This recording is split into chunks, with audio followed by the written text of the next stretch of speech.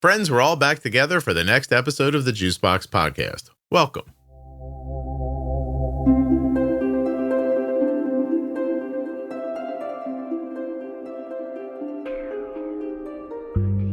My name's Jessica, and I have a 4-year-old daughter named Kay who has type 1 diabetes. If this is your first time listening to the Juicebox Podcast and you'd like to hear more, download Apple Podcasts or Spotify, really any audio app at all. Look for the Juicebox Podcast and follow or subscribe. We put out new content every day that you'll enjoy. Want to learn more about your diabetes management? Go to juiceboxpodcast.com up in the menu and look for Bold Beginnings, the Diabetes Pro Tip series, and much more. This podcast is full of collections and series of information that will help you to live better with insulin. If you're looking for community around type 1 diabetes, check out the Juicebox Podcast private Facebook group, Juicebox Podcast, Type 1 Diabetes. But everybody is welcome. Type 1, Type 2, gestational, loved ones, it doesn't matter to me. If you're impacted by diabetes and you're looking for support, comfort, or community, check out Juicebox Podcast, Type 1 Diabetes on Facebook. Nothing you hear on the Juicebox Podcast should be considered advice, medical or otherwise. Always consult a physician before making any changes to your healthcare plan. This episode is sponsored by the Tandem Mobi system, which is powered by Tandem's newest algorithm, Control-IQ Plus technology. Tandem Mobi has a predictive algorithm that helps prevent highs and lows and is now available for ages 2 and up. Learn more and get started today at tandemdiabetes.com/juicebox. The episode you're listening to is sponsored by US Med. usmed.com/juicebox or call 888-721-1514. You can get your diabetes testing supplies the same way we do from US Med. The show you're about to listen to is sponsored by the Eversense 365. The Eversense 365 has exceptional accuracy over 1 year and is the most accurate CGM in the low range that you can get. EversenseCGM.com/juicebox. My name's Jessica, and I have a 4-year-old daughter named Kay who has type 1 diabetes. Kay and Jessica. Okay, Jessica. Do you have any other kids? No, she's my only one. Okay. Are you planning on having more? Maybe. Depends on what the future holds. I wouldn't mind another kid, but I'm also content with having just Kay. Were you planning on this one? Yes, I was. I've always wanted to be a mom, so I was definitely planning on this one. Awesome. Very cool. Mm-hmm. So she's 4 now. How old was she when she was diagnosed? She was 3, so actually just June of last year. July, August, September, October. Wow, 16 months. Yeah. Yep. Mm-hmm. Oh, gosh. Other autoimmune in your life? Anything else in your family line? Her father or anything like that? We have type 1 diabetes in the family. Kay's dad's mom is a type 1 diabetic. And on my dad's side, I have 2 uncles and 2 cousins with type 1 diabetes. Kay's dad's mom. Yes. Meaning that... her grandma, yeah. So what you're telling me is that one day I'll be dead, right? But like there could be somebody could be like, oh, my mom's father had, oh no, it'll even go further than that.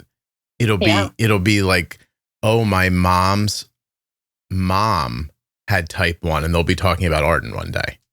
Right. Yep. And that's like 2 more baby makings away to get to that situation.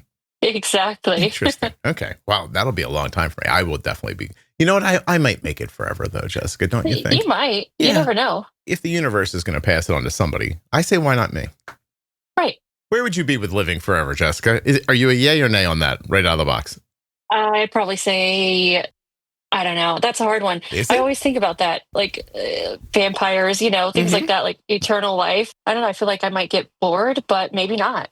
It does sound kind of exciting. I'm in for the risk. Sounds better than the alternative. Right. Yeah. Yes. So I'd rather be bored, I guess, than nothing. True. Yeah. No? Yeah, I agree. Yeah. I could get a lot of plays. I could maybe finally get good at that Madden game. I'm terrible at it. Right. Haven't played it in a long time, but if I had a couple dozen years to figure it out, I think I could really dig into it. Mm-hmm. How do you see Kay's diagnosis coming? Is it all at once? Is it a slow burn? What gets you there? Honestly, it was all at once. She isn't potty trained yet. She also has Down syndrome. So We are still working on potty training. And with that, I had noticed that she started wetting through her pull-ups within like 30 minutes, just soaking up to like her knees, like her kneecaps, and like mid-stomach, just soaked, which isn't like her. Usually, she's pretty good about telling me when she has to go. And so that kind of threw me off. And she was very irritable, just not herself, just seemed kind of off, not like too lethargic, but just different than how she normally acts. Okay. And she had recently had an ear infection. So she had been on antibiotics for that. I had also started to notice a rash in her diaper area, but knew it was different than a typical diaper rash.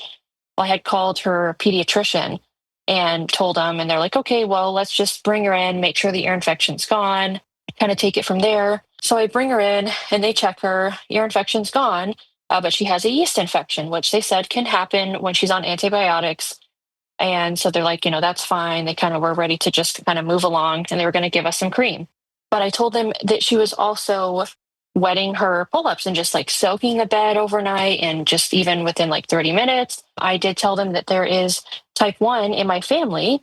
And I asked them if they had any sort of test in office where we could just see. I was like, I don't know for sure, of course, but do you have something? And they said yes.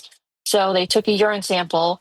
And they were like, yeah, you got to go to the hospital right now. Wow. Jeez. Yeah. How soon do you know in a pregnancy about the Down syndrome? Is it like while you're pregnant? Is it at the birth? Like, how does that work? Yeah. So I actually found out when I was pregnant with her. I went to the anatomy scan. I believe I was about maybe 18, 19 weeks along. And during the anatomy scan, they checked like the long bones and, the whole anatomy. So as they were kind of scanning, the ultrasound tech was just doing her job, scanning over things. And she got to Kay's neck and kind of just kept scanning over that and remeasuring and just scanning again, remeasuring. And she told me, okay, hold on, like, let me get the doctor in here. He comes in, does the same thing. I'm like laying there, it's been a few minutes. They're looking and looking and looking. And he looks at me and he says, that we believe that your baby has Down syndrome. And what happens with that is the skin of the neck is sometimes thicker. And that's one of the signs that they look for. Really? As well as like your long bones being a bit shorter. So with those two things, he believes that my unborn child has Down syndrome. Were you by yourself during that test? Yes. Yeah. It was during COVID. So I was by myself. Oh, gosh. And then are there...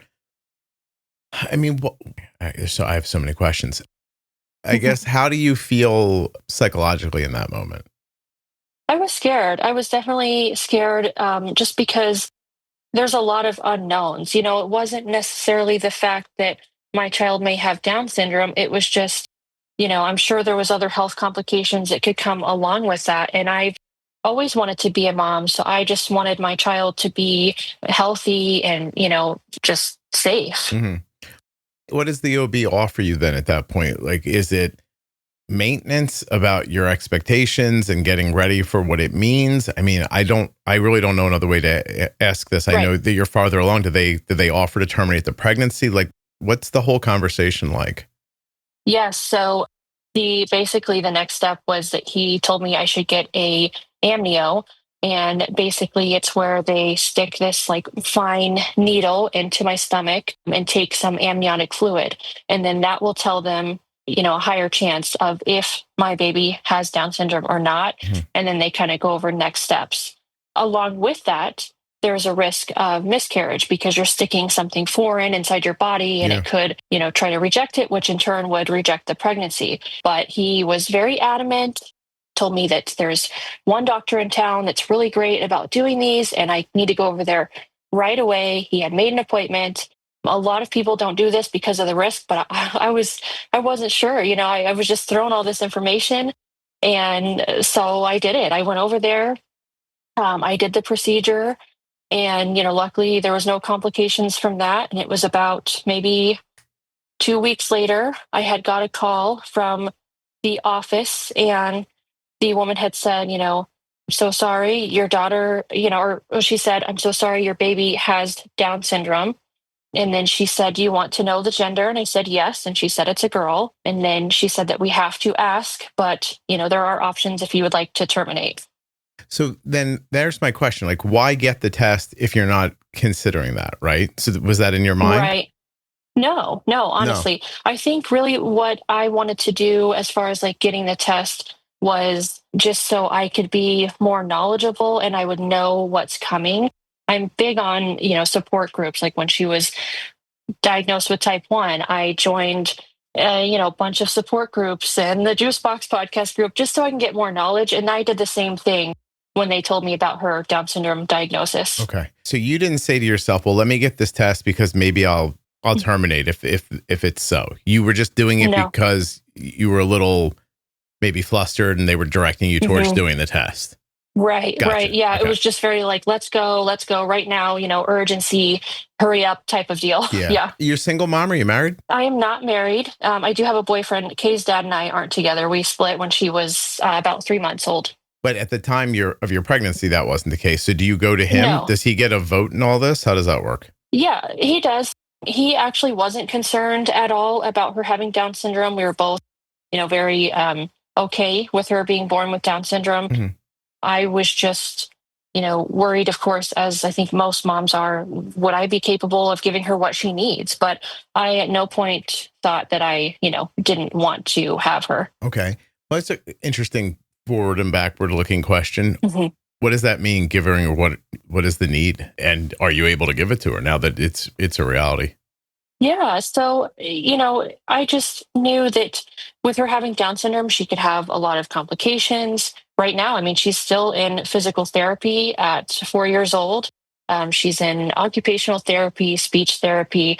I knew, in a way that those things were a possibility. There was a lot of unknowns. So I just wanted to make sure that I could just give her every opportunity to succeed, like everybody else. When you start digesting the information around all this and you're understanding what things might be like and what the needs are going to be, did it make you consider the termination or no? No. No. Okay. Mm-mm. You have 4 years of hindsight now.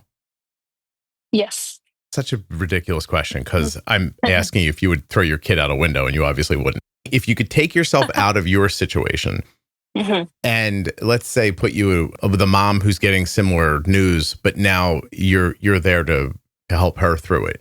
Would you tell her terminate or would you tell her, no, don't? I would tell her no. I mean, ultimately, I am always going to be pro-choice. So I would just give them the knowledge that I have and what's helped me, because every child, Down syndrome or not, is different with, possibly being born with health complications. Okay. So I would look at it like telling her all the knowledge that I have, all the resources that I found, the community, and then, go from there. Go from there. Is it as difficult as I'm imagining, or is it not as difficult as I'm imagining to raise her? It can be, only because she's talking more at 4. Sometimes it's still hard to understand her. She does get frustrated with things easily. It's still hard for her to learn and grasp things. A lot of times it feels more like she's maybe 2 than 4, because I still can't leave her alone for 1 second without her grabbing something or, running away, especially in public. I have to have a tight grip on her, otherwise she runs off. She doesn't understand, stand right here for 1 second, so that can be a little hard. Yeah. I feel like I'm asking you a ton of difficult questions and we just started talking. I'm okay. All right. Thank you. Yeah, you're good. Did that have an impact on your relationship? Did that boy, could he not handle it or what happened? Does that have anything to do with the dissolution of that relationship? When you think of a CGM and all the good that it brings in your life, is the first thing you think about, I love that I have to change it all the time? I love the warm-up period every time I have to change it. I love that when I bump into a door frame, sometimes it gets ripped off. I love that the adhesive kind of gets mushy sometimes when I sweat and falls off. No, these are not the things that you love about a CGM. Today's episode of the Juicebox Podcast is sponsored by the Eversense 365, the only CGM that you only have to put on once a year, and the only CGM that won't give you any of those problems. The Eversense 365 is the only one-year CGM designed to minimize device frustration. It has exceptional accuracy for 1 year with almost no false alarms from compression lows while you're sleeping. You can manage your diabetes instead of your CGM with the Eversense 365. Learn more and get started today at eversensecgm.com/juicebox. 1 year, 1 CGM. This episode is sponsored by Tandem Diabetes Care, and today I'm going to tell you about Tandem's newest pump and algorithm. The Tandem Mobi system with Control-IQ Plus technology features auto bolus, which can cover missed meal boluses and help prevent hyperglycemia. It has a dedicated sleep activity setting and is controlled from your personal iPhone.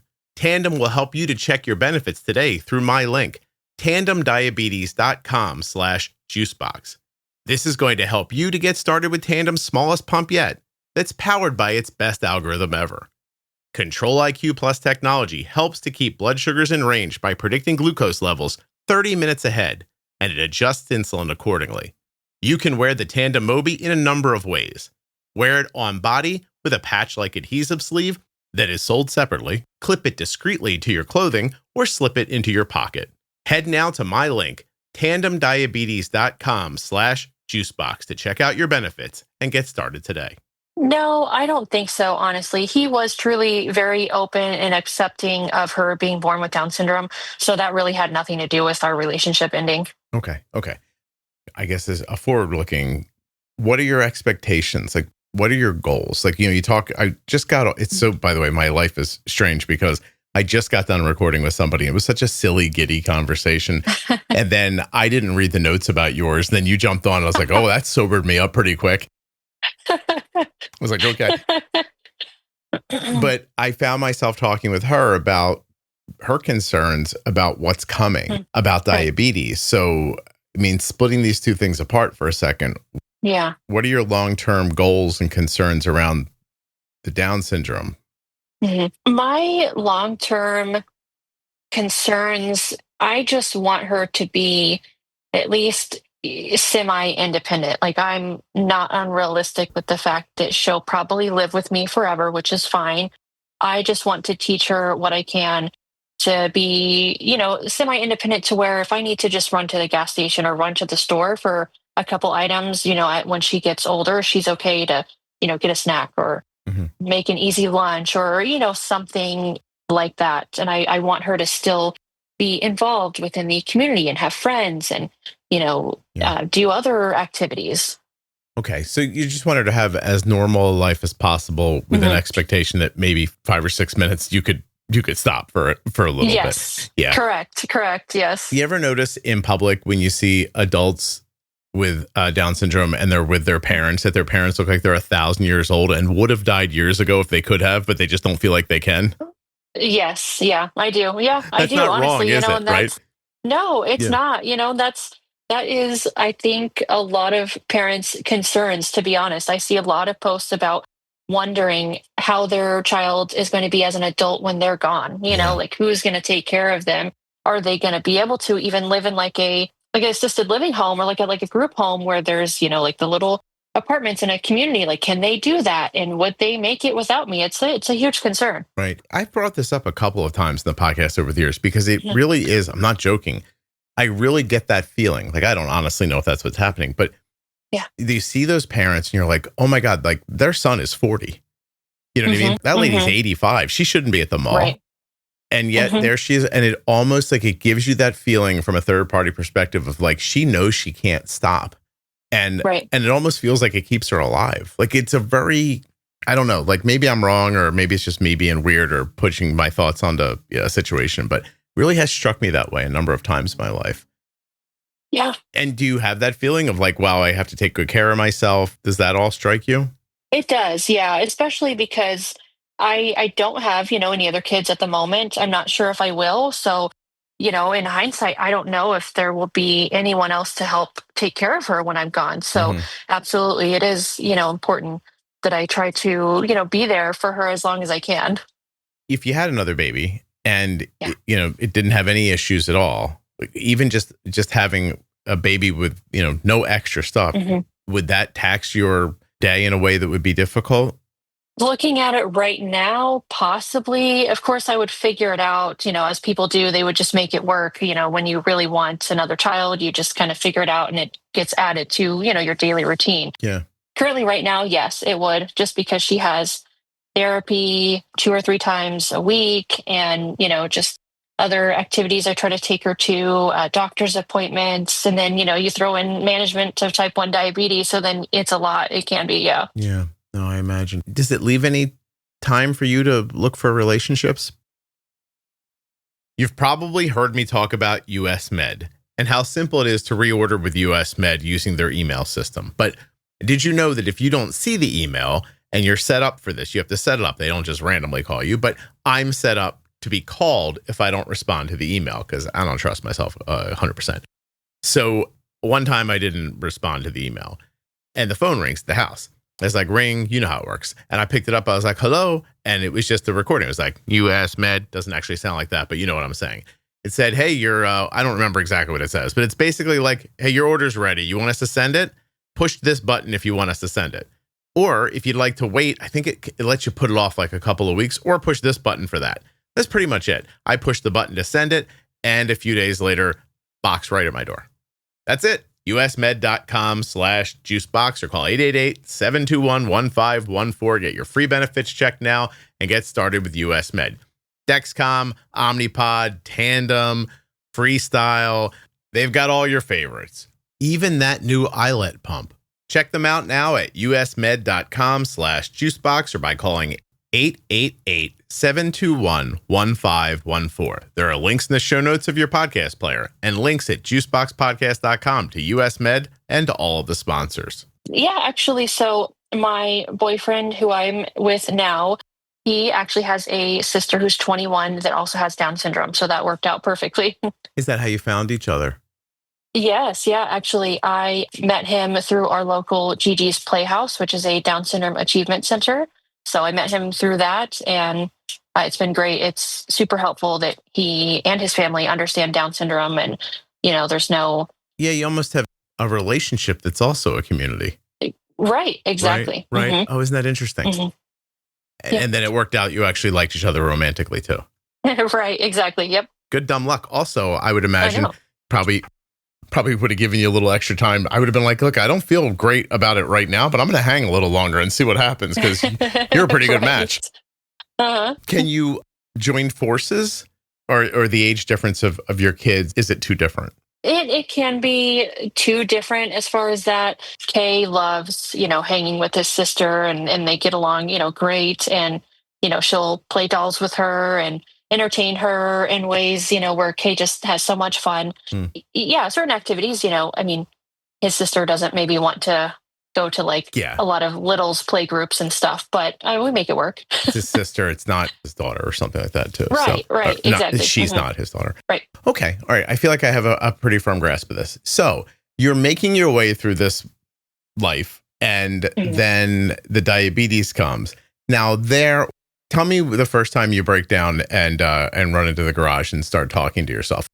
To be honest, I think honestly in the hospital, I just, the first time I was able to kind of come home and nap, I think it was like the second day my parents came up there and my dad's like, you're too tired to even drive home. He's like, I'll drive you home. You can take a shower, take a nap and rest. And then I'll pick you up in a couple hours. And I think it was just then that I just, had my breakdown. It was a lot, and I'm just thinking about the future and, my concern, of course, is she going to be able to self-manage even a little bit, as she gets older? Mm-hmm. She's too young for you even to have the answer to that question yet, right? Right. Yeah, so it just hangs over your head and you just get to wonder about it. Awesome. Right. Yeah, just awesome. Thanks, everybody. Yes. Yeah, it's going great. It's going great. Wow. So realizing you can't even get home from the hospital to shower yourself, you're like, oh, how is any of this going to go? Your dad seems like he's paying attention, sees what's going on. Are they still involved? Like, does this become a kind of it takes a village kind of a situation? Yes. Yeah, actually. And thankfully we do live with my parents. So they help me out a lot. I've taught them at least enough about diabetes to where, I can go out with friends or go to dinner or what have you, take a break, and then they're able to manage it just fine. That's lovely. How old are you? Did I ask? No, I am 33. 33. Okay. So this happened in your late 20s. Gotcha. Mm-hmm. Do you think you'd live with your parents if Kay didn't have Down syndrome? Honestly, probably not, just because right now with all her needs, it's been hard for me to kind of work full time. So I'm thankful that they've allowed me and Kay to stay here, and I can work part time and take care of the things that I need to while also taking Kay to her therapies and appointments. But I do believe if she did not have Down syndrome, I probably would not be living with them. No. Okay. Are you angry about that at all? Do you have feelings about it? I do wish that there wasn't maybe so many complications as far as like, with the type 1 diabetes and then, her having Down syndrome and, I could stop all the therapies, but I wanted to keep those going at least until she went into kindergarten next year to give her the best opportunity, that I can. Mm-hmm. So part of me, I do look at my friends who, have typical children and wonder, but I do love Kay. And honestly, I mean, I wouldn't change anything despite all the struggles. Yeah, I don't mean to say that you would. I'm just trying to figure out. I mean, I'm trying to pick through your life in an hour. You know what I mean? Like, yes, I know. It's a little ham-fisted sometimes, but it is. You got to get to it a little bit. Will she go to like a regular public school? Yes. Yeah. She's actually currently in preschool at our public school. And so she's doing that in a general education classroom currently. So she loves going to school, and that's still the plan. I'm not, a parent that will try to force the school to keep her in general education if it doesn't fit her needs, if she's struggling and maybe needs that more smaller like environment to learn. But for now, it's working out really well. Okay, great. I wanted to know if her speech is on schedule for somebody in her situation or if it's behind. I'd say for someone in Kay's situation, it's about on schedule. She's doing pretty well. Awesome. And then, so your expectation is that at some point you guys will be able to communicate pretty well. Yes, exactly. Okay. Awesome. Oh, that's really cool. All right. Why did you want to come on the podcast? I enjoy listening to all the episodes and everyone's story. And I don't know, I just wanted to, be able to have a chance to tell my story and talk. And I just thought it was really fun and exciting moment to share my life. Oh, I appreciate that. Awesome. Thank you. Yeah. Well, I've asked as many questions that have popped into my head, but what should we know about Kay, about living in the situation you're in? What do you imagine people don't understand? That honestly, Kay can live a typical life like you and I. It just may take a little longer for her to reach, certain goals or milestones. She does have to work harder for certain things. She didn't start walking until maybe a week or two before her second birthday.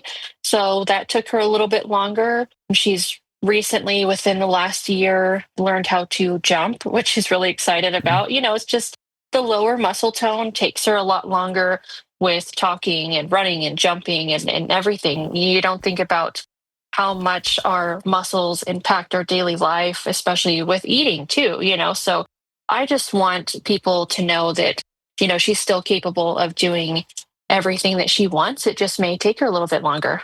Okay.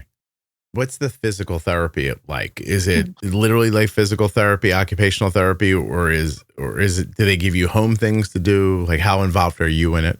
When she was younger, I was back in the same room. I was watching what they were doing. But as she got older, I was more of a distraction. So I'm able to kind of just sit in the waiting room and wait for her. But what they are working on is walking on like a balance beam for balancing, and walking upstairs, climbing ladders, jumping over things, anything that could help her, in her typical life of, just even playing on the playground at school safely, anything like that. I feel like we all know, you say Down syndrome, I feel like we have an image in our head of what that means. Right. If you had to explain it to somebody who had no concept of it at all, like, would you go back to there's chromosomes and, would you start there, or like, how would you explain it to a person who's listening right now and goes, I really don't know what that is? Yeah. So I would probably honestly go from the beginning, actually this month is Down Syndrome Awareness Month in October. So every day I've been sharing a little fact about Down syndrome or like myths for people. So I love doing that and advocating, and it's just a lot of fun for me. So typically if someone's like, I've never encountered anyone with Down syndrome, I don't even know, how it occurs. I would just honestly start from the beginning. It's Down syndrome. You have a third copy of the 21st chromosome, and, that's how it's created. They all have similar features, but studies have actually shown they do still look like their family as well. Mm-hmm. Is it in your family at all? Anywhere? Have you traced it back? Has anybody else had a baby with Down? No. No. Is it something that has to do with the mix of you and that boy that's not around anymore? Or is it not about that? Yeah, actually. So there's 3 types of Down syndrome. And the most common is trisomy 21, which is basically the medical term for Down syndrome. And then there's also translocation. That one is genetic. So that one typically can be traced back to genetics. And that's actually the type that Kay has, and she inherited it from me. Oh, so that's the thing that you had, but it wasn't. How did they? I don't know the word. It's not a dom. Yeah. Yes. Yeah. So basically, when she was born, they tested her blood again just so they could tell me what type of Down syndrome she had. And then when they discovered it was translocation, they tested me and her father. And I have what's called balanced Robertsonian translocation. It's a lot, but basically, whatever chromosome mishap I had, it didn't impact me physically or anything, but it made it like a higher chance to pass it on to my future child, which is what happened with Kay. Yeah. And so you have there's nothing about you, the way you look, the way you talk, the way you act, anything. I would have no idea that you're carrying this. Right. No idea. That's something. Yeah. I'm looking here at trisomy 21, 95% of cases, every cell has an extra 21st chromosome. Stop me if I'm wrong here. Translocation, 3 to 4%. A part of a chromosome 21 attaches to another chromosome. And then there's mosaic, 1 to 2%. Yeah. Only some cells have the extra chromosome, leading to milder effects, it says. Yeah. Yeah. Mosaic, you usually, with mosaic, you can't really tell at all, even physically. Actually, I read a story a couple months ago about this woman around my age who had, I think, like 2 or 3 kids with Down syndrome, and they finally just did further genetic testing, and she had mosaic, and she had no idea. No idea. So it's crazy. Oh, that's interesting. Yeah. I see what you're saying. Yeah. She probably said, I'll have one more. This won't happen again. Right. Exactly. Yeah. She was a Down syndrome factory and didn't know it. Yes. Yeah. How about that? What about some of the health concerns that can come along with them? Hearing, vision, heart defects, like that kind of stuff. Is that worth worrying about, or how do you track it? How do you stay ahead of because I got leukemia on this list as well, and a number of other things. Yep. Yeah, all of that. And that was my concern too. Like when I was pregnant with her, as I mentioned, I joined all the support groups. I joined a pregnancy group, and that was hard because there's also a higher risk of stillbirth. And so then, sometimes a parent would post that they lost their child even before they were born. And, that's always like sitting there like, oh, please, it's horrific, and you just don't want that to happen. And there's so many, health issues, like heart issues. That Kay had a smaller hole in her heart. I forgot the technical term, but luckily that closed on its own. So she didn't need any intervention with that. She does have hearing loss in her right ear. Okay. But so far, no vision. Oh, that's great. I mean, anything that's positive is positive, I think. Right. Exactly. Yeah. Weird question. There's a comedian named Shane Gillis. Yes. Yeah. Okay. And he does a bit about, is it his nephew or his cousin? His uncle. His uncle. His uncle has Down syndrome, right? Yeah. Yeah. So, I don't know one person personally who has Down syndrome. And I find his bit amusing, right? Yeah. Right. And not only that, but I actually think he's doing a pretty good service he says to people all the time, like, my uncle's the happiest person I know. Right. That guy is always happy. I think is how he puts it, right? When you hear that, I'm so interested because I'm going to expand this in a second, but insulting, upsetting, amusing, normalizing, how does it strike you? With him, I think, he did go on to positively say that, his uncle's happy. I can't remember the full bit, but I know he said something in there that like upset the community, including myself. And I'm trying to remember. Yeah, that's what I'm wondering what it was. Yeah, right. Right. Yeah. And I'm trying to think of what about that because whatever it was, I do remember I watched the skit, and like even the crowd was like quiet for like a second, and then he was like, "Oh no, he's great. You know, he's the happiest person I know." You know, kind of like Yeah. rebutted. You know, and I can't remember It's what it was. interesting because it I was must have, upsetting, but it didn't stick to yeah. you. Okay. Right. Yeah. Yeah. It's hard because like I try not to like let all that sit, in my mind, but I know in the moment, there was a lot of comments about what he had said. What was Yeah, shock? I mean, he did it on, I'm sure in his stand up, like whatever, you're in he a did. club, you Yeah, expect it, but he did it on Saturday Night Live, right? he did. Yeah. I guarantee it was shocking because nobody expected him to talk about it. Mm-hmm. I think maybe the funniest part of it is he always has a cheese sandwich with him or something like that. Oh Or like, yeah, yeah, yeah. not why I bring it up. Why I bring it up is No. because I hear people have these reactions to when somebody makes some dumb joke about diabetes. And usually they don't say Right. type 1, right? And I see the reactions from like, oh, that was funny, to, well, listen, it wasn't funny, but I don't have a problem with it, to this is Yeah. upsetting, or it feels like an attack. Right. Like it's a spectrum of reactions people have. Mm-hmm. And I mean, this is just a specific one that I guess looking for how, like, how hard is it to see the humor in something that is like so, I mean, obviously impactful on your life and on your daughter's life as well. Like, I'm trying to see everybody's perspective. I'm actually asking you this to try to figure out the perspective of the other Right. people with the type 1 thing, I guess is where I'm digging through. Yeah. I think honestly, it depends on what they say and how they say it. Because, we know comedians are going to joke, like special needs, unfortunately, has always been a joke. And, like you said, now I've also realized type 1, has been jokes and comedians line up and stuff too. So, but yeah, I think, to be honest, it really just depends on how they say it and like what they say, Right. because like his whole bit of like, oh yeah, he's the happiest person I know. Like, yeah, I mean, that is the whole, statement and joke kind of as well overall, is that, people with Down syndrome are always happy. And that was actually something I posted about this month. Like, they have emotions just like you and I. And I can tell you Kay is not always happy, but, I feel like they do see the world differently than us, and they don't notice all the horrific things, that can happen or that does happen. I think that does help though in turn. So I think that's kind of where that line that they're always happy comes into play. That's great that you said that. So the idea is like, I don't care how it appears to you from the outside. Like she is a person and she's having a full range of issues and emotions too. Yes. Yeah. Oh, I'm glad you shared that. It's awesome. But the other side of it is it at no point is this, is Gillis's like uncle worried about like global politics or something like that? Right. Yeah, exactly. Okay. Exactly. Yeah. Yeah. That's the beauty of it. If they don't, you don't worry about that.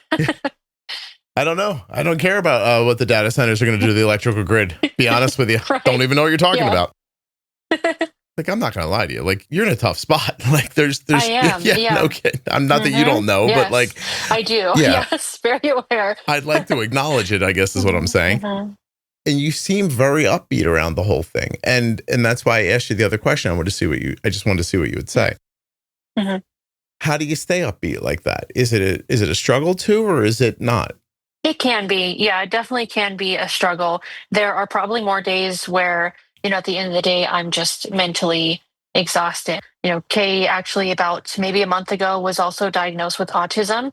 So, and I've noticed like a lot of sensory issues, mood changes, so that's been hard to navigate because as I mentioned in the beginning, I want her to have every opportunity and to try to, best learn to communicate with me and everybody else so I can give her what she needs and what will help her. So some days mentally, by the end of the day, I'm exhausted. So is there autism in your family? No, No. not that we're aware of. No, but when you also have Down syndrome, you can also easily get autism. It's a very common dual diagnosis. Oh gosh. Mm-hmm. Oh geez. And did that add another layer, or did it just explain things? I think it just explained things for now. I'm not really doing anything extra at the moment as far as like regarding autism specifically, but it definitely helped explain things a little bit better. Examples of things? Like irritability, she's also a toddler, so I do put that into play. And to be honest, a lot of times when you bring up extra concerns with mood or even medically, a lot of doctors are like, oh, well, she has Down syndrome. Like that's to be expected, Mm-hmm. That was also a concern of mine too, because I'm like, okay, does she have autism? Does she have ADHD? She could have that too. Like, she's very particular. Like, if the door's open, she wants to shut it. She gets mad if it's, not shut, or the cabinet, I think that's the biggest struggle, is when you go to a medical professional for help. A lot of times they're like, oh, well, it's just because she has Down syndrome. When, that's not always the case. There could be underlying problems because she has Down syndrome, but it's not the answer to everything. And it doesn't mean that something else shouldn't be looked into. Yeah. I'm looking at it here, and I don't know that they completely understand the connection, but it does say, where is it at here? Roughly 15 to 20% of individuals with Down syndrome also meet the criteria for autism, which is higher than the general population, where autism affects about 1 in 36 children, or 2.8%. Yeah. Wow. I think this is the point when I ask if you're okay. Are you okay? Yeah, I'm okay. Can I Some send somebody days to are give you a better than hug? others. Can I? Right? Yeah. That should be a service, by the way. It should be, to be honest. I don't know, it's hard. I've looked into anxiety meds, because of course, adding on type 1 to all of this, now I just feel like, there's definitely a percentage of us, I'm sure, that has developed anxiety through all this, for sure. Let's go through all the stupid things I'm about to say. Yes. My ChatGPT must be like, at the end of the day, it must be like, this poor guy has so many problems, because I don't say I'm talking with somebody and I need to ask a question. It's probably just like, I think he's got like 1,000 different things going on. Would it be crazy if we started an add-on to DoorDash where the DoorDasher gave you a hug at the end? Like an extra $2 for a hug. Like, you know what I mean? And you could decline it if you want. Can you imagine the guy's like, hey, the person who sent you the food also got asked you for, you're like, no, thanks. Yes, right. not from you, but no, thank you. That's, when like a service dog comes to a hospital, can we start sending people to people's houses to be like, hey, cuddle? Listen, if somebody wants to donate a large amount of money, I'll start that right now. I'll just send people out to people's houses with type 1 who ask for it, and they can just give them a hug, and you can like say whatever you want to them, and like they bring a punching bag if you want to hit it, whole thing happens on your front step. It's really nice. Yep. Yeah. Oh my gosh. Have you considered therapy, or like, I mean, honestly, seriously, Jessica, you're young. Yeah, I know. Yeah. It's fun's the wrong word. It's interesting. It's interesting to sit here and philosophize about like living till you're 90 because you feel like you can't go anywhere, blah, blah, blah, blah. But that's a lot of time between now and then. It is. Yeah. I mean, and I've looked at therapy. I did actually do therapy when she was first born. She was stillborn. So I had a very traumatic birth where she was breech, and I had her at 36 weeks. I had no idea that I was in labor. I just thought it was Braxton Hicks. The ambulance, we called the ambulance. They came to pick me up and take me to the hospital. And by the time they had got to the house, Kay's foot was already out. So the paramedic was just like, hey, you want to do this? We can do this. Like, let's do this on the way to the hospital. And so I was like, okay, like, sure, you seem to know what you're doing. So I started to labor and have Kay in the ambulance. But when we got closer to the hospital, I stopped contracting and her head was stuck. So we like rushed into the hospital, and they put us in this tiny closet room, the first room they had available. All these doctors and nurses were surrounding us. And I remember the doctor, he stuck his hands inside, he like flipped her and pulled her out, and she wasn't breathing. And so they had to resuscitate her, and they had to do it a few times before she was able to be brought back. So that alone, after all that, I was like, I need to, that's enough. I need to talk to a therapist. I'm good. Adult time's over. Yes. You just taught me something. I really want to tell you how much I appreciate that. I just assumed stillborn meant a death, but stillbirth is when baby is born with no signs of life, meaning no breathing or heartbeat or movement after 20 weeks of pregnancy. In most countries, they use 24 weeks. It's different from a miscarriage when a baby dies before 20 weeks. Neonatal death is when the baby is born alive but passes away shortly after. So the medical definition of stillborn baby is one who has already passed away before or during delivery, but it doesn't necessarily mean they can't get you back from that. It never occurred to me. That's like a real miracle. Wow. It is. Yeah. I mean, go ahead. I'm going to give you is anything going right? Could you make a list? Yeah, well, actually, yeah, Kay has a service dog as of like 2 months ago for her the diabetic alert dog, so that's going great. So yeah, Awesome. I mean, yeah. once you said about the stillborn thing, I was I like, I know. actually, here's what I thought. Jessica, let me be clear. In my brain, I went, oh, really? And like, I didn't Yes. say that out loud, but I was like, Let me tell you, yeah. do people Anytime, just like, walk up to you and punch you in the face? Like, what I mean, like, right. what the hell? Yeah, Jesus. anytime I tell people like the full thing and everything, they're just like, "Oh my gosh," like, Yeah. you know, it's crazy. Well, you listen, people probably high five you for getting dressed. They're probably like, Yeah, look, yeah, Jessica, she got dressed. She took a shower. She's doing great. yes, right. Looks good today. This whole thing has Yeah, lowered the bar for you extensively. You are uh-huh. succeeding no matter what every day. Right. Does it feel like you're having to set like short-term accessible goals to keep yourself motivated or upbeat? Yes, I think that definitely helps because I feel like if I look too far into like long-term goals or the future is where I feel like I can get stuck. So I do look more towards like short-term goals or fun things that are, coming up, something to keep me positive, about everything. Yeah, no, I bet you're super Mhm. excited for that new Spider-Man movie next year. Right? Yeah, Yes, can't wait. yeah. That little boy is marrying that girl from the Dune movies. Isn't that nice? And they're going to be in a Right. Spider-Man again. Yep.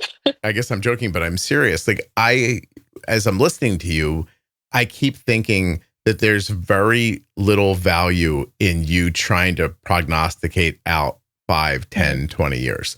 Like Right. I would do, not that you're in like survival mode. I don't think it's Right. that. Mm-mm. I Yeah. mean, you really do have a good way about you talking Right. about this. Like, and unless you're pretending, I'm happy for you.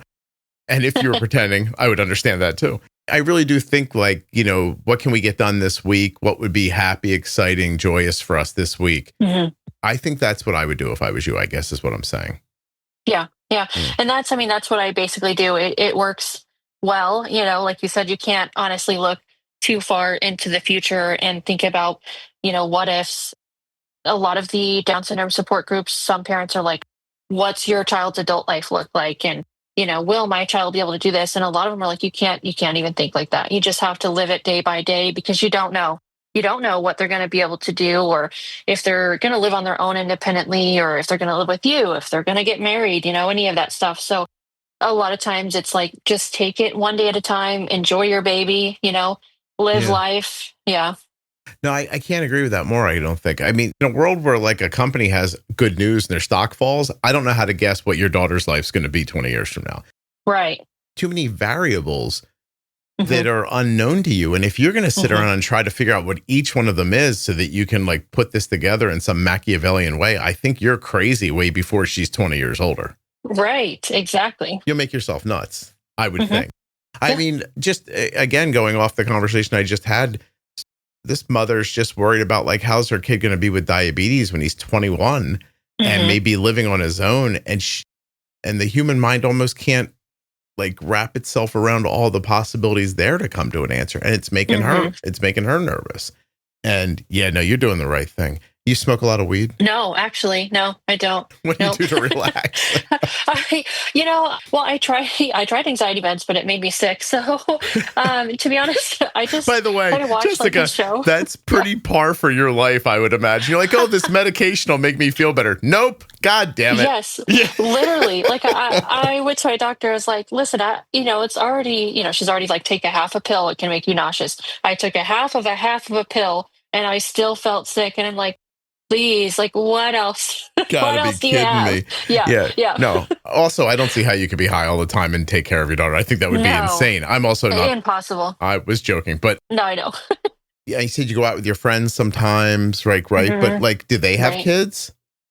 Yeah. So, some of my friends have kids, some of them don't, so sometimes we go out to dinner, go out for karaoke or something. But, it is hard to, go out because I am, the sole, caretaker for Kay. My Yeah. parents work. So I'm not gonna, ask them, oh yeah, after you're done working all day, like, can you watch her all night? So Yeah.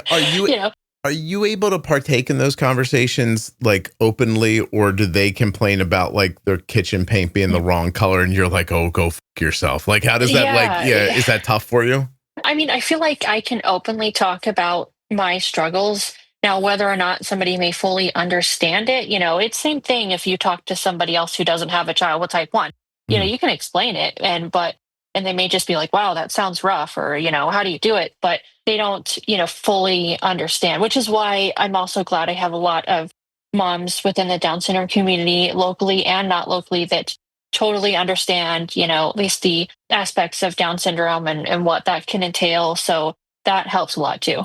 It seems really important because at the very Mhm. least, when you're conversating with them and they walk away, they don't turn their back on you and go, "Oh my God, poor Jessica." Like, you know what I mean? Like, Right. because Yeah. your friends might be like, they might have so little context for what you're saying that, Mm-hmm. your situation probably sounds even more dire to them than it actually Right. even is, Yeah. And so, Exactly. yeah. And you must not be unaware of that, right? Like Right. you don't want to be pitied, I would imagine. Right. Yeah. Right. Yeah. Right.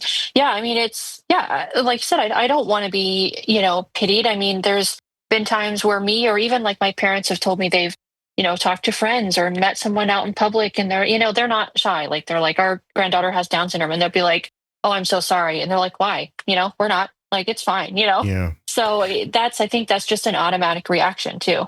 What would you prefer in that situation? Like, instead of somebody offering their I'm Yeah. sorry, Mhm. I mean, am I handling it better than that? Like, I try to just treat it like it's normal, like Right. everything's normal. But you used a word earlier where everyone else would have said normal. You said typical. Yes. And I Yeah, thought because we that was, don't.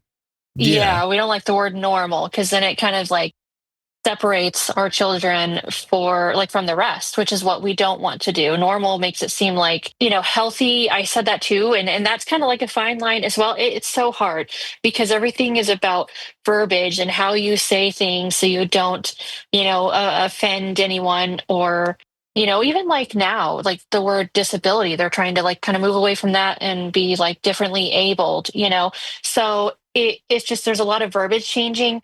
But yes, we definitely prefer typical. So like, your typical child versus, this child is normal. You know what I mean? yeah, I just thought I was really struck. I didn't mention it at the Mhm. time, but I thought I loved the way you said typical there instead of normal. And I Mhm. didn't even know why exactly. I'm starting to wrap my mind around it more and more as you're speaking. And I would even tell you that I'm sure there are people listening to this who have already shut it off because they think I'm being insensitive or like I'm joking through it. But I really believe this is how you would prefer to talk to somebody about this. Yes. Yeah. Right. Exactly. Yeah. Because, and to answer your question of like, what would I prefer someone to say when I tell someone that my child has Down syndrome? What do you say? It's hard. Like, I'm trying to put myself in their shoes. What do you say to that other than, Yeah. so sorry? Like, okay. Like, Well, it's a good point, right? Like Mhm. what are the other responses? Like, I'm not going to say mazel tov. Like, it's not Right. like, I'm like, congratulations. Awesome. Like none of these Yeah. are reasonable responses. Right. And I'm sorry is not either. And Mhm. like, so I think where my brain is the reasonable response is to treat you like a person and go, oh, what's that like? Yes. Yeah. Like, how old are they? Like, Yeah. what's Tell me their more. name? Yeah. Just, yeah, exactly. Do they have a favorite movie? Like Yeah. move past it hmm or at least address it head hmm on. Right. Right. And not Right. talk around it and act all weird and, whatever else probably happened. I'm sure you've had some run-ins with people, I would Oh, imagine. yes. Yeah. Yeah. Yeah. I've Yeah. had that. And some of your podcast episodes, I've heard people struggles with, educators for type 1 diabetes and medical professionals. And it's the same way with Down syndrome, So, I mean, I I've would definitely imagine. had my fair share of encounters with that. Yeah. Has anyone told you that if someone was going to get Down syndrome, I'm glad it was Kay because you're a strong person and you can take care of this? Has anybody hit you with that one yet? Yes. Yeah. We always like, there's even like just a running thing of like, you were meant to be a special needs mom. And it's like, no, I did don't it think so. because I had to. Yeah. Like you would too. You would do the same thing. Like it wasn't the chosen one, like it just happened. God Yes. knew, Jessica, that you could handle it. Yes. So he gave you a daughter Exactly. with Down syndrome. Well, awesome. Literally. Thanks. Yeah. All the time. All the Yeah, time. yeah. I'm like, no. I don't think that's right. Yeah. I don't think so. Arden tells me that sentiment, she doesn't really get jazzed up about a lot about diabetes, Yeah. but that sentiment she finds infuriating. Yes. Yeah. Yeah. It's like,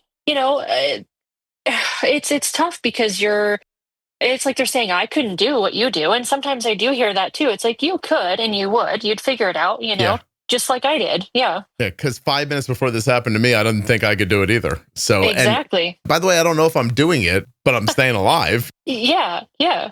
It's all language and people getting uncomfortable and then not knowing what to say next. And I think I'm going to give myself a little credit here, which I didn't mean to do, but it's going to happen anyway. Again, the way I'm handling this conversation, I think most people find this uncomfortable. I think this is the right thing to do. No, I think so too. Yeah. And because sometimes, like I said, when you go into a conversation and say that your child has Down syndrome and, all these other complications are like, wow, like they're either like, wow, I'm so sorry, or just wow, and they're speechless and they don't know, how to handle it. I'd rather be open and candid and have like a fun, conversation and, even joke about it rather than it just be serious all the time. Don't treat me abnormally. Mm-hmm. Yeah. Yes. Also, let me be clear. If I wasn't interviewing you for a podcast, I wouldn't have asked you if you considered terminating your pregnancy. It's not like I would do Right. that. Like if we bumped into each other at the 7-Eleven, I wouldn't be like, hey, that's interesting. Let me ask you a question. Hey, Kay, don't listen to this part. Right. Yeah, this is a very specific scenario. Mm-hmm. By the way, because I've asked people that in the past, and some people say, yeah, I really did consider it. And I think that's a brave thing to say out loud. It is. I agree. Like I said, I'm totally pro-choice, and it is a very brave thing for people to be like, I did consider it, like weighed all the options, and that was a consideration. And I know people who have like a birth diagnosis, I'm sure they get asked that too. Like, oh, Yeah. would you have terminated if you found out earlier? I mean, it's a question, that gets asked. So let me ask you, I wondered this twice now. Like when you say I'm pro-choice, you're saying it more like it's a moral or religious or some sort of, like, it's just how you wouldn't have terminated any pregnancy for any reason. Is that right? Right. Okay. Yeah. Unless they were like, oh, it would just vary. They'd have to be like, okay, well, I don't think that this child would survive like an hour after birth. It would just be a very different circumstance for me. But it doesn't mean that, I don't want everybody else to have the choice that, makes them, yeah. It's just make an outlandish like statement to see, like they run that test and they're like, hey, your baby's actually a tree. There's a squirrel living inside of it and its arms coming out of its foot. Would you like to terminate the pregnancy? What would you have said? Would you have said no? Okay, you didn't have to answer. I just wanted to understand where you were coming from. Okay. Yeah. When Kelly got pregnant with Cole, we didn't do it on purpose. We were married for a number of years, but we didn't get pregnant on purpose. We didn't get pregnant on purpose. That's the most modern thing I'll ever say in my life. I didn't knock my wife up on purpose. That's what I should have said. Yeah. And we got into this conversation pretty quickly because I said, I hope, I don't know. We were talking about the health of the baby. It's what you do in the beginning, right? And I said, if there's something really wrong, will you have an abortion? She's like, no, not at all. Like my wife would never. And I was like, oh, I never thought of this before. Because I would, if you put it up to me, I'd do it. Yeah. Like, you know what I mean? Like, it's just worth talking about because I think it's a hard thing. People don't discuss it. And this is a good opportunity to say out loud, like, I don't care how you feel about it. I don't care what you would do. I'm saying you should talk about it because it's a thought everyone's got to go through who finds themselves in that situation. And it's a disservice to people when we don't talk about stuff, because then they feel alone and they stay quiet and they don't talk to anybody and then they don't have anybody to bounce stuff off of. And some of this difficult stuff needs to be hashed out and without you getting mad at somebody. Like, you know what I mean? I agree. Yeah, absolutely. Mm-hmm. That's all. I'm not running around like, I wouldn't be like, oh no, I heard the baby's going to have brown hair. Let's get rid of it. Like, I'm not I'm not saying that. Yeah. I also want to say that generally speaking, like I'm not looking for babies to be aborted. You know what I mean? Like that's not a thing I'm like hot same for. Here, Yeah. Exactly. Yeah. Okay. I just want to make sure I understand this. Later, somebody will tell me I shouldn't have talked about any of this, but I don't know what to tell you about that part. I had a person tell me yesterday, I said something on an episode that I recorded yesterday that you guys probably just heard. And, the person was like thanking me for talking about it. Yeah. And I really tried to hear what she was saying. Like, she's like, this is the thing. It's not nearly as important as this thing we're talking about right now. But like, this is a thing no one would say out loud. And she's like, you just like said that, admitted to it, then talked us through it. And she's like, I think that's really valuable for people. And I think this too. Like, a lot of ladies listening to this are going to get pregnant.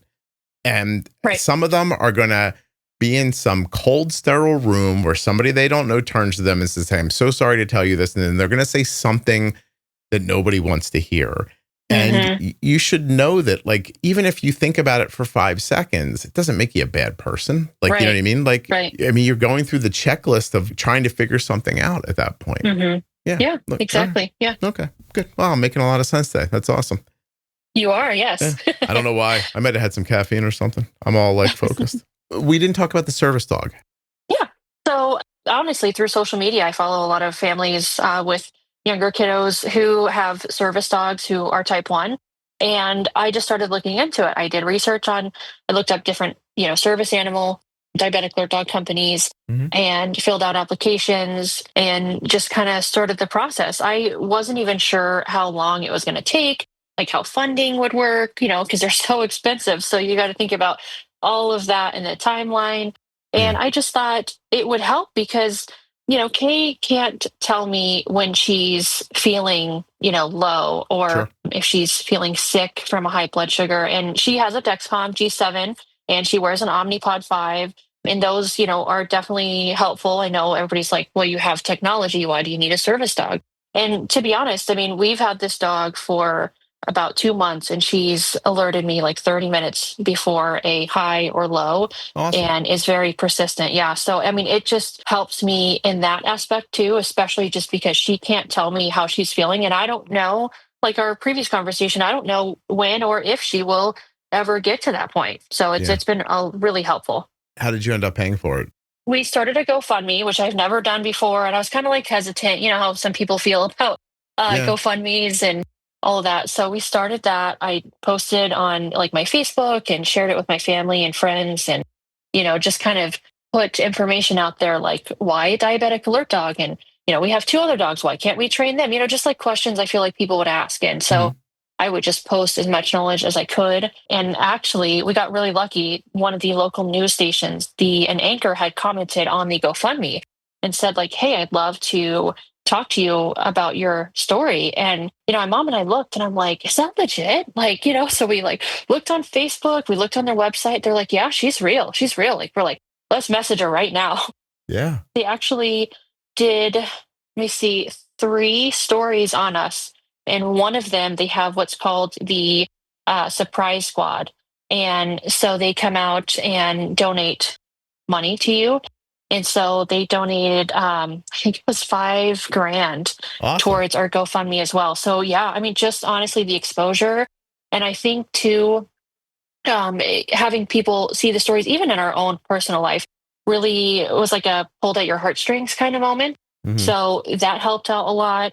My dad's in the union, so his union actually created these little metal pins in the shape of like a dog that you can wear on like your shirts and hats. And they sold a bunch of those and donated money to us through that. We did a few other fundraisers. So yeah, we were just doing whatever we could, but it's really I think cool. The exposure helped. Yes. Yeah. You just gave me an idea because, the way the world works doesn't make any sense. I'm going to start a GoFundMe for me for a yacht. And I was just thinking, like, you ever notice no one does that? They don't say that, by the way, they shouldn't. That's not my point. But like, nobody ever does anything outlandish and ridiculous. And it's like, I want to buy a Lamborghini. I have plenty of money. I can pay my bills, but I can't afford a Lamborghini. But if you all throw in $1, I'll be able to get one. Like, I can't believe that the jackasses on the internet haven't done something like that yet. Or maybe they have and I don't know about it. Yeah, we just haven't come across it. Yeah. No, I'm glad that worked out for you. That's really awesome. Yeah. What kind of dog is it? She is a Great Pyrenees and Standard Poodle mix. Nice. Yeah. Awesome. Hypoallergenic or no? Yes, she is. Yep, definitely. Yeah. Both our other dogs are poodle mixes, so no shedding here, which is good. Oh, very nice. Yeah. I just brushed out that little dog we have the other day and I was like, oh geez. Yes. Even the short-haired dogs, you're like, well, where's all this coming from? All right, cool.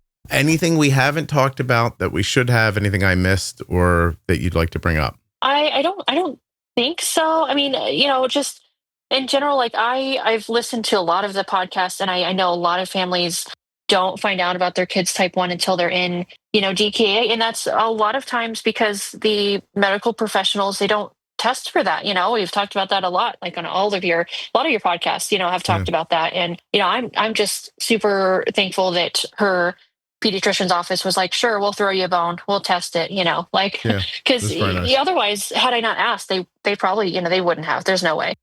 So I mean, when she was diagnosed, her A1C was like 9.6, which I mean is high, but I just pretty early still. Right. Yeah.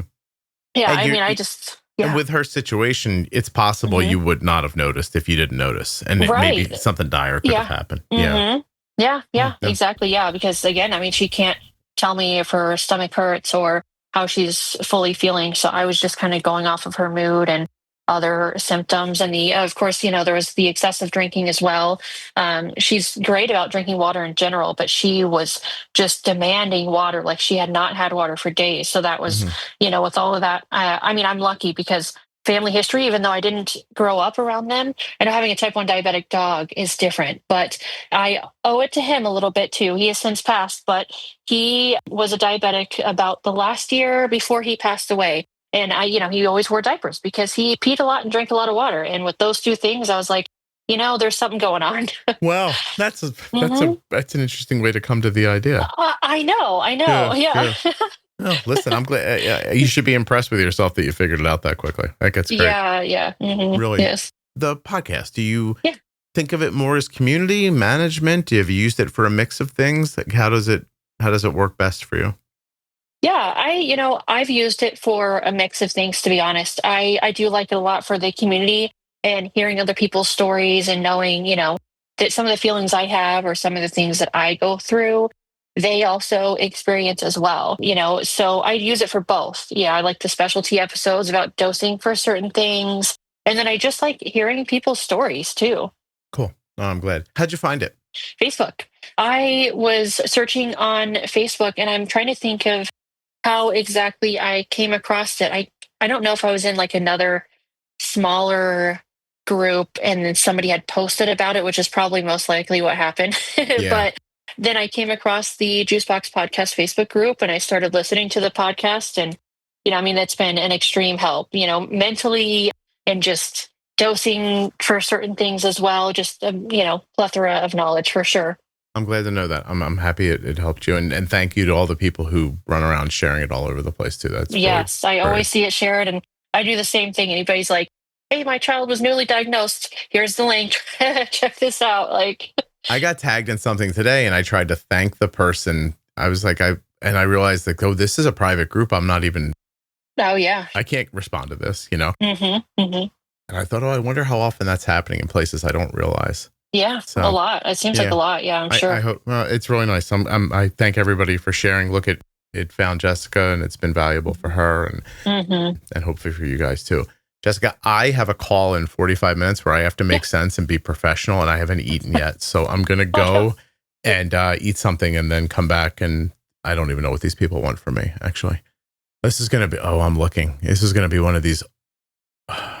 I don't know how many of you have jobs where people pretend to be professional, like where everybody's sitting up straight and they're all like a bunch of idiots that like don't want to act the way they're acting, but we're all acting like, and then I can't keep that going for more than a couple of minutes. And then, So I give up on it pretty quickly. And then you can see which ones on the call are like, oh, good, we're not going to pretend.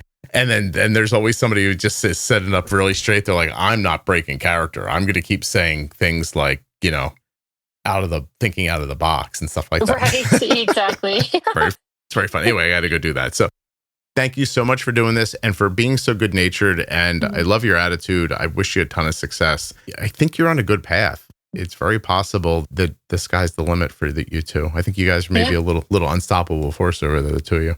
Yeah, well, thank you. I appreciate you having me on. It was fun. I like talking to you. It was a pleasure. I'm glad you had a good time. Hold on 1 second for me. Thanks. Okay.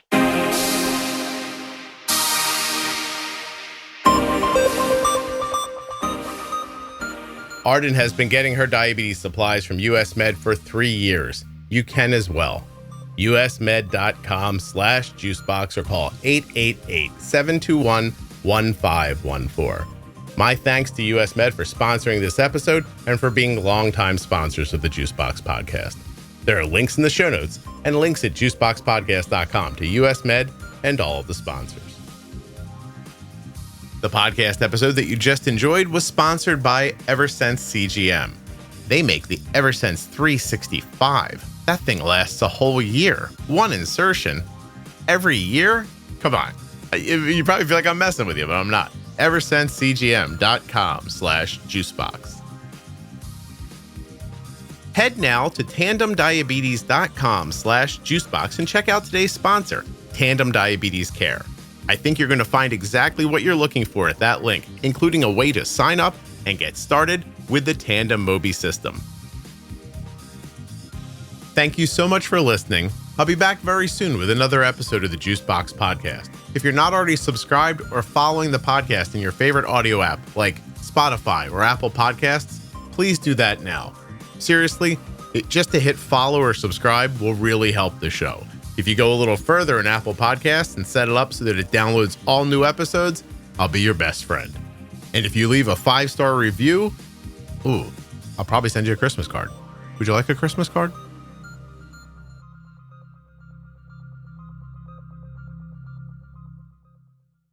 If you're living with type 1 diabetes, the After Dark collection from the Juicebox Podcast is the only place to hear the stories that no one else talks about. From drugs to depression, self-harm, trauma, addiction, and so much more. Go to juiceboxpodcast.com, up in the menu, and click on After Dark. There you'll see a full list of all of the After Dark episodes. Hey, what's up, everybody? If you've noticed that the podcast sounds better, and you're thinking like, how does that happen? What you're hearing is Rob at Wrong Way Recording doing his magic to these files. So if you want him to do his magic to you, wrongwayrecording.com. You got a podcast? You want somebody to edit it? You want Rob.